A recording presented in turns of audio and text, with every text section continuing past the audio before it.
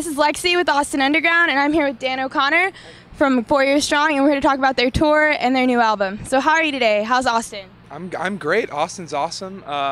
We've been here a lot of times and always have a great time, eat some great food, get some good barbecue, some good coffee. It's a good spot. Yeah.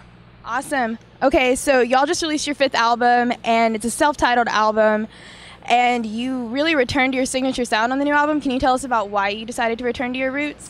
I think it was kind of a natural thing. We took a break for about a year and a half, just kind of like hung out at home and did our own thing. And then when we got together to start and write songs again, they kind of just started to naturally come out like that. And so we kind of just embraced it and went with it. And, we just had a really good time writing the record. Just wanted to write some fun songs for live, and that's what we did. Okay, so speaking of the tour, it's really short and it's also really busy. So y'all are playing a show practically every day for a month. Yep. Is there like a reason it's so hectic and compact? Not really. I mean, we wanted to, well, one reason is Alan's getting married at the end of October, so we wanted to have the tour end with him having enough time to lead up to the wedding. And we just wanted to, we didn't do a tour this summer, so we wanted to get out at the beginning of September. So we just kind of were like, all right, September 1st, October 11th, fit as many shows in as we can, and that's what we did, yeah. Nice. Okay, also for this tour, you're letting fans vote on the set list. Where did that idea come from? We just, a lot of times when we play shows, people yell out songs, and sometimes they're songs we haven't played in a long time, and, we don't know how to play them maybe because we haven't played them in so long. We just wanted to see what people wanted to hear, because a lot of times somebody will yell out a song, we'll be like, oh, it's so weird that somebody wants to hear that, but we'll play it, and then it turns out that they're the only person who wanted to hear the song. So we wanted to get like some kind of a voting going, that way we would know, all right, actually a lot of people want to hear this song and only like 2 people want to hear this song. So yeah, that was kind of it. We just wanted to give kids the show they wanted to see. So speaking of giving kids the show they wanted to see, have you noticed one particular song that everyone's like, yes, play it? Find My Way Back from Enemy of the World. A lot of people want to hear that song every night. And also, Wasting Time, we pretty much we play every day. But as far as like the newer songs go, people really like We All Float down here. And we've been playing the song Gravity a lot, and kids really seem to be stoked on that. Yeah. Nice. So also y'all have been in a band for over a decade now, and the scene's changed a lot since then. Can you tell us about the differences you've noticed and what you like, what you don't like? Well, when we first started, the band started in 2001. We were all in high school, and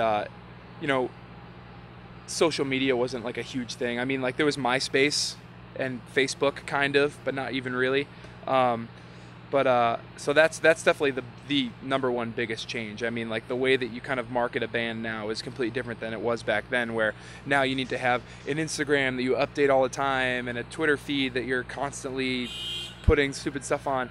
And we're actually really bad at it because I think we never really grew up with doing it. So we kind of are always like, oh, we haven't put anything on Twitter in a week. Let's put something up there or whatever. But I mean, when we first started, it was a lot more of, word of mouth, just finding someone's phone number on the internet and just cold calling a promoter and be like, hey, can we play a show? Or handing out flyers or demos or anything like that. It was a lot more of just one-on-one hand promotion, I guess. And that's kind of how we first started. Oh, that's loud. Other than that, I mean, it's pretty similar. I mean, genres come and go and get bigger and get smaller and all that kind of stuff. When we first started doing, kind of what we were doing, the heavier pop punk kind of thing, it was more the Thursday, Taking Back Sunday, From Autumn to Ashes era. So it was very emo, and people weren't really wanting a lot of fun music at the time. So, but then that crossed over, and I mean, it is what it is. I mean, genres come and go and change and morph and whatever, but we still have a good time. We still play, and kids still come out, so it's all that matters. That's great. Okay, so one last question. Sure. One of my personal favorite songs on the new album is Go Down in History. I'm completely in love with it. Yeah. So I was wondering, aside from being a kick butt musician and playing in a band, what would you like to go down in history for? What would I? Well, I would personally would like to go down in history as being a good dad.